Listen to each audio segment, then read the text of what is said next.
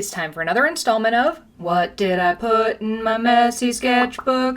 First off, in case you didn't already know, most sketchbooks come with protective papers like these. They're thinner. You can technically draw on these and things if you want to, but they don't work quite like the other paper that's contained in them. It's just meant to kind of keep everything all snuggled together. And the sketchbook I'm showing you today is one that I worked on from January of this year until the very beginning of May of this year. I keep a lot of different sketchbooks, and this is one that I kind of consider to be my everything sketchbook. So literally, I can put anything and everything I want to in here. More finished pieces? Sure, why not? Experiments? Sometimes I'll even write notes in here or just swatch different colors. Anything goes in these sketchbooks. And I think it's helpful to give you guys a look inside of a non-perfect sketchbook, because sometimes on social media, the sketchbooks that we see are absolutely perfect works of art, which are beautiful and I love them, but they can set unrealistic expectations. And there's something so satisfying to me about looking in a non-perfect sketchbook. It satisfies my nosiness, you know, kind of like that song, What You Got in Your House, where you want to see what your neighbors are up to.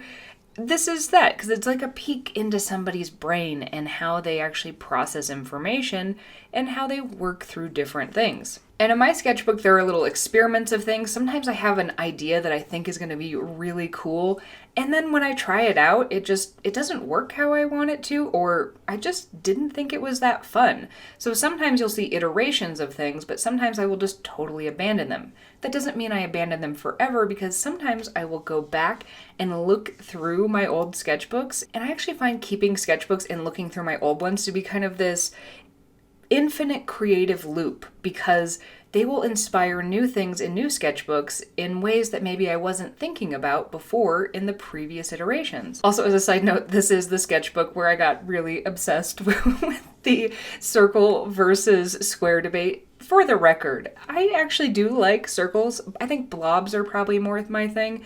I just thought that squares deserved a little respect too. And I was pretty obsessed with this for a bit of time, even to the point where I was trying to figure out shape negotiations, like what shape kind of comes in between and crosses the divide between circles and squares.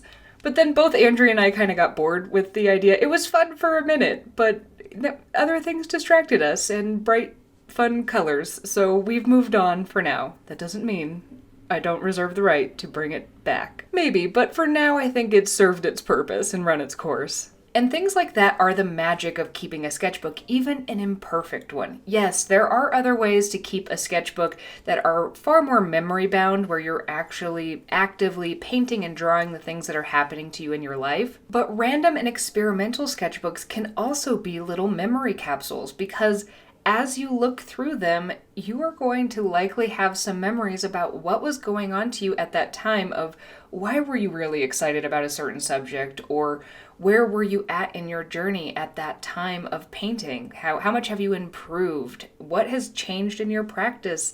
What's changed in your life? And I think that is just so magical, that sketchbooks can do so many things.